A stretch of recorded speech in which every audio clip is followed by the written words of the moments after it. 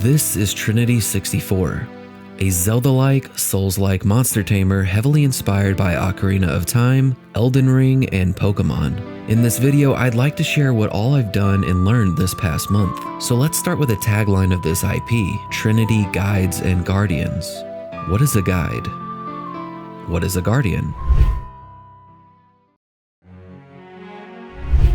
Well, for now, the only guide that you will know will be yourself.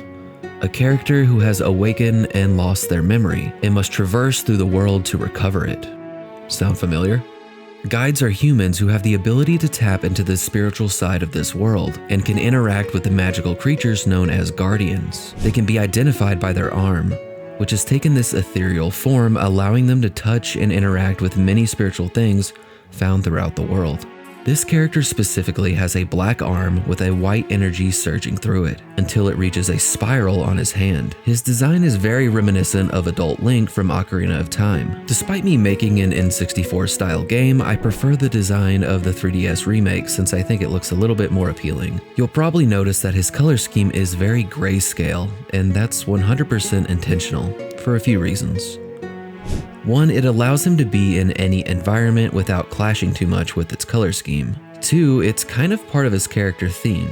He's meant to be morally gray and unaligned with anything. Since you're recovering his memory, it's your job to decide how you feel about this character. And three, for gameplay reasons, I want him to feel more like a blank slate. I want the creatures you capture to color your adventure and reflect the type of person you are. In a lot of ways, this character is meant to represent the player's reflection, and I'm excited to see all the ways I can accomplish this.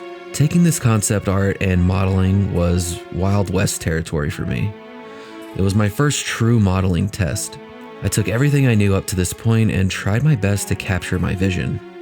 Is it perfect? Nope. But it's a lot better than I thought it was going to be, and I think it looks like it would fit in an N64 environment. He even nicely fits at about 900 triangles, which is between young and adult Link. His model can definitely be improved, and my choice to give him a poncho has made the animation process a little difficult for my skill level. Because of that, while I learn more about rigging, weight painting, and animation, I'm stuck with these Mixamo stock animations. While some look okay, others don't work too well with the poncho. But to be honest, I'd rather use this than the default Unreal mannequin. It just really brings everything together, and I hope you can all agree to some extent. But despite the animations, I also adjusted the default third-person movement to feel a little bit more responsive. Since this game is going to be fast-paced, I'm probably going to be messing around with the movement a lot. Now let's talk about the Guardians. As I said before, Guardians are this world's Pokemon. They're magical and obtainable creatures, but only by the guides.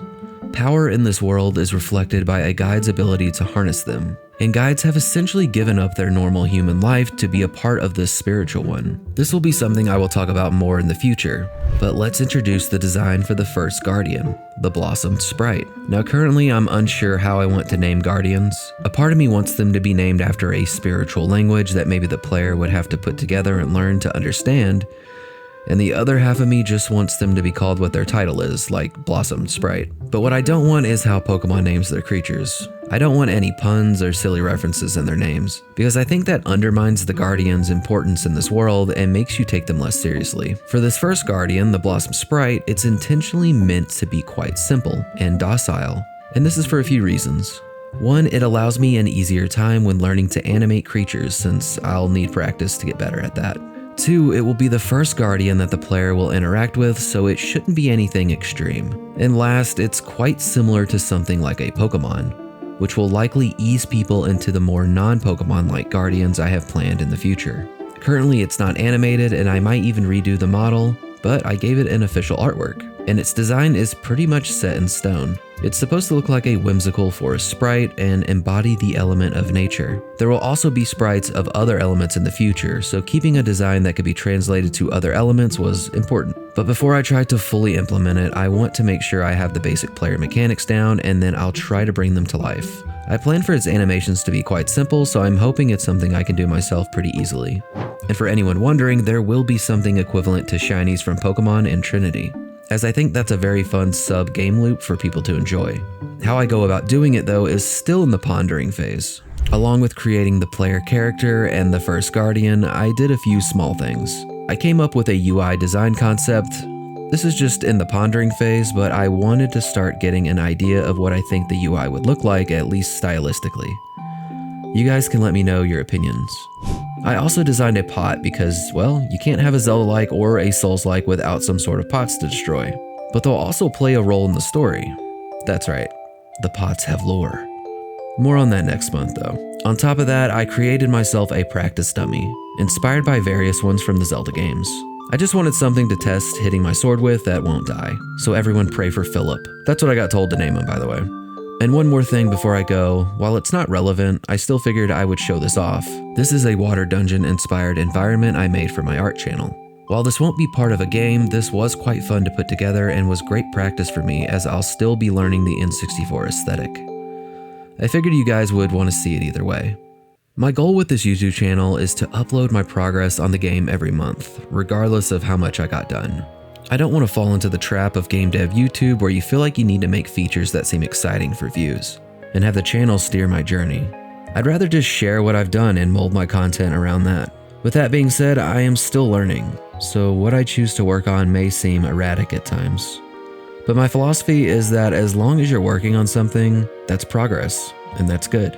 And in order to not get overwhelmed, I need to be having fun, which I definitely am. I do have short-term goals though, like creating the first actual area, making pots functional, importing Trinity's form of souls, and just some other random things. Thank you everyone for watching this devlog, and I really hope you're as excited as I am because I think I could be on to something quite special. Let me know your thoughts, and I will see you in the next one.